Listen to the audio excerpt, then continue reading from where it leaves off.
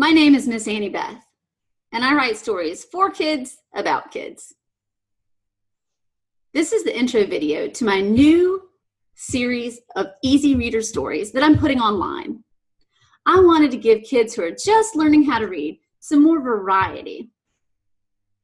A lot of the children in my stories have special healthcare needs, but that's not what my stories are about. My stories are about everyday children doing everyday things. You may even notice that some of the things that happen in these stories are similar to things that happen to you. For example, in our story today, you'll meet the Jacobs family. The Jacobs family is expecting some guests to come over, and Mom is really worried about how messy the house is. She's given the kids chores to do, and she's asking them to clean up quickly so that the house can get clean before the friends come over. Now, I know that's probably never happened to you before. You've probably never had to straighten up your toys or scrub the toilet or, I don't know, anything like that. Your house is probably clean all the time. But the Jacobs family's house is not clean all the time. So, as they're preparing to get ready for the new friend to come over, some funny things happen. I'm going to read this story to you first, and then I'll give you the opportunity to read it yourself. And before we start the story, I'm going to do something I call one word. One word is where we look at one word that's going to be in the story. It's a word that might be a little trickier. Maybe it's longer, or it's just one that you haven't heard used very often before.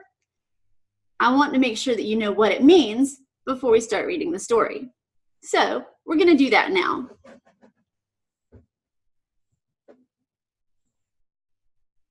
Today's one word is instructed.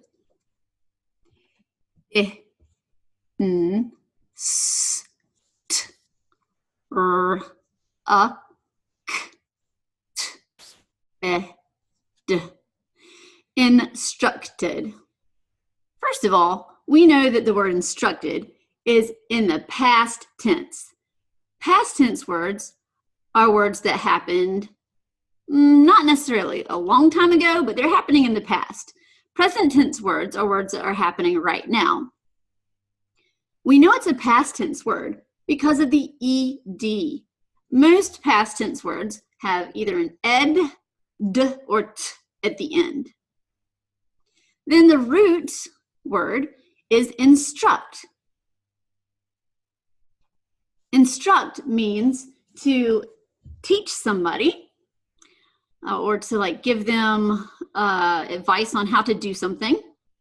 And it comes from the Latin words in and struct. The Latin, by the way, if you don't know what Latin is, it's an old language that a lot of the languages we have nowadays come from originally. People don't speak it anymore. It's considered what's called a dead language. But a lot of people still like to learn Latin because it helps us understand a lot of the words that we use today and that other languages also use. So, in Latin, in means on, or maybe upon. And then struct means to pile up on. So, to instruct means that you're piling stuff up on top of each other. And in this case, it would be like the advice or maybe a list of things to do. If I'm instructing you on how to clean the house, I might be giving you a list of things to do, or maybe telling you all the different ways to do it specifically. So when you instruct somebody, it's more specific than just telling them or saying, you could say, Mom said to clean the house. That's kind of generic. Or you could say, Mom instructed me to clean the house. When you use the word instruct, it implies that there's a little bit more detail that was given when the person was talking to you. So that is our one word for today.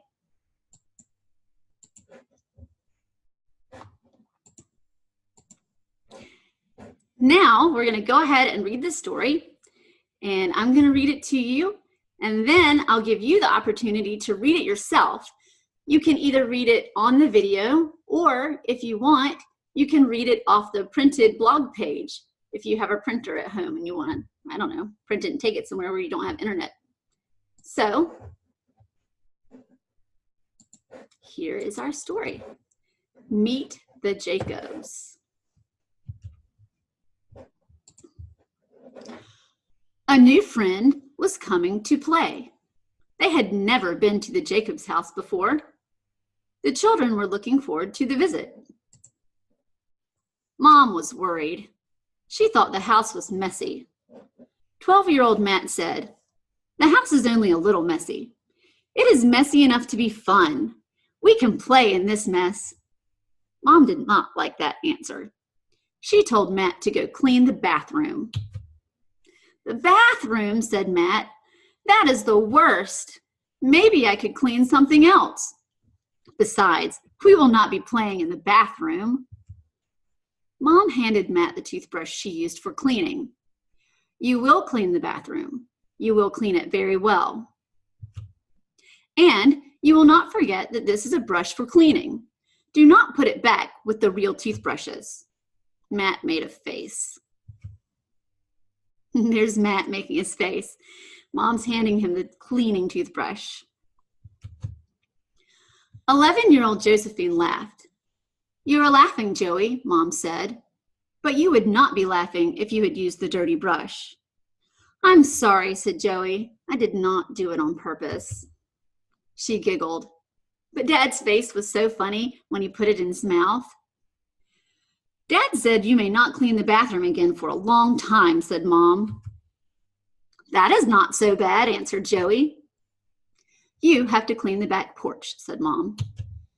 "Oh no," Joey said. "That is almost as bad. It is so dusty and dirty. There are spider webs." Mom handed Joey a broom. "Hurry up," she said. "Our new friend will be here soon." There's Joey. Joey has on a Rollin' Hornets shirt because she is on a wheelchair basketball team called the Rollin' Hornets. They're based out of Charlotte, North Carolina, and they're named after the professional team, the Charlotte Hornets. "I am glad I do not have to clean the bathroom or the porch," Emma thought. Emma was 9 years old. Her job was sweeping. She liked to sweep. She would put on her rollerblades and skate around the room with the broom. "Emma," Mom said, "today I would also like for you to mop.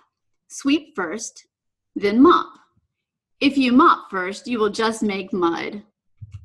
"No problem," Emma said. "What will Brandon do?" Mom looked at 8-year-old Brandon.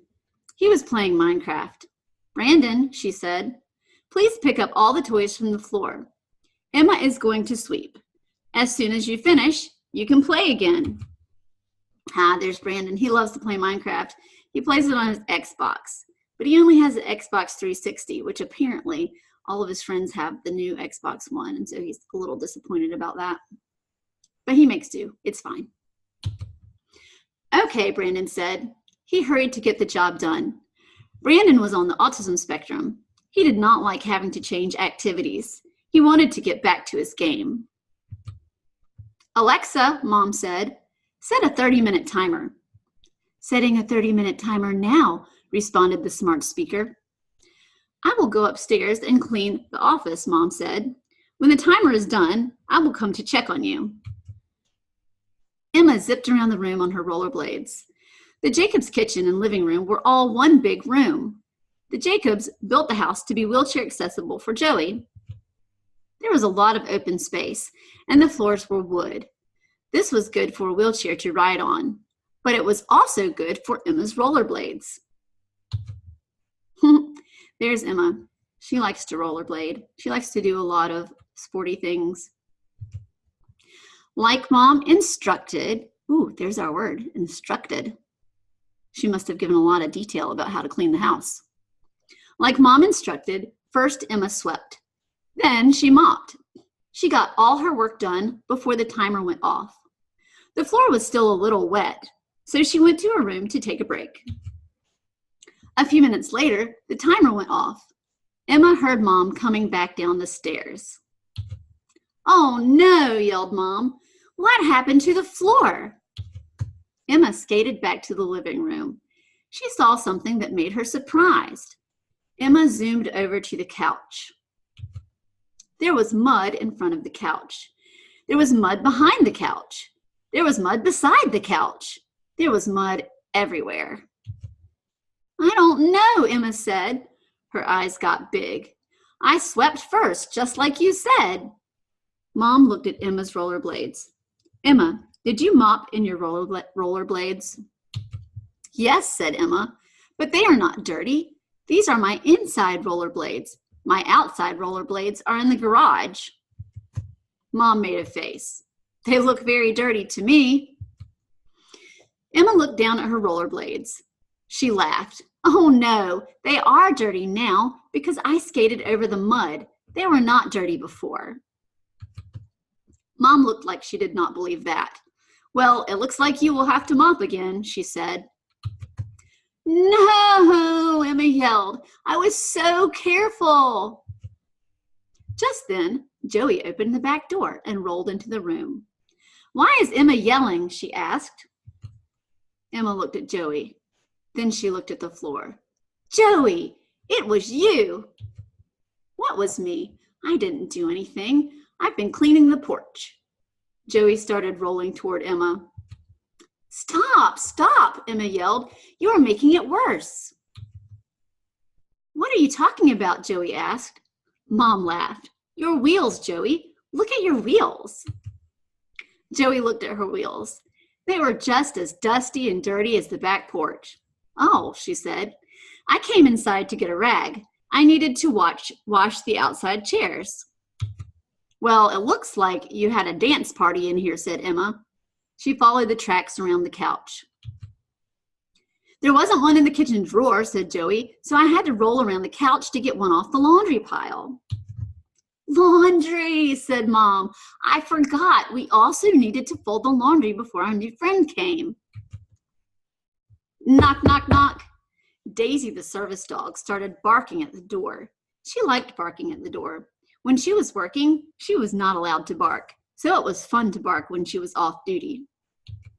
Oh no, said Mom. They are here early, and our house is an even bigger mess than it was before. That's okay, Mom, said Emma. I don't think they came to see the house. I think they came to see us. I will go open the door. Mom threw a blanket over the laundry pile. The new friend knocked again. You are right, Emma. A real friend will like you even when life is a little messy. You can open the door. Emma opened the door. Hi, she said. Come on in. It is nice to meet you. I'm glad you are here. She turned around and looked at Mom with a big smile on her face. Mom, it's a new reader. I love it when we get new readers. I know we will have lots of fun together. I think this new reader will be a good friend. I think so too, said Mom. Maybe next time they come, the house will be clean. Or maybe not, Joey said, but we will be glad to see them whenever they stop by. Welcome, friend. Meet the Jacobs family.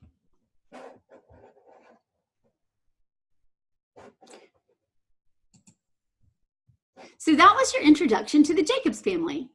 I hope to have some good stories for you every week. Now, before you go, I'm going to give you the chance to read the story by yourself. You can choose to do this either by reading the printed story on the blog page or by reading the slideshow. I'll stick around and play the slideshow for you, and what you can do is pause it on each page so you have plenty of time to read. I'll wait about a second in between each slide so that you have enough time to click the pause button and you can work through the words all by yourself, no matter how long it takes you. It doesn't matter because you can just pause it and unpause it and start it again, the video, so that you can move through at your own pace. And then you can read this story to an adult or maybe an older brother or sister or even a younger brother and sister in your house. All right, are you ready? I'm going to share the story again. And now I'm going to take it back to the beginning. so that you can start reading it yourself. If you're not going to join us by reading it here and you're going to join us by reading it on the blog, I'll go ahead and say goodbye for now because this part's going to be silent. And I would encourage you to sign up for my email list, or have an adult do it, obviously, because you shouldn't be signing up for anything if you're a kid. But ask an adult to sign up for the email list so that you know every time a new story is going to come out, because I will send out an email letting people know when the next one is up. So here we go. Thanks for sticking around, listening to my story, reading with me, and this is your chance to read it on your own. Meet the Jacobs.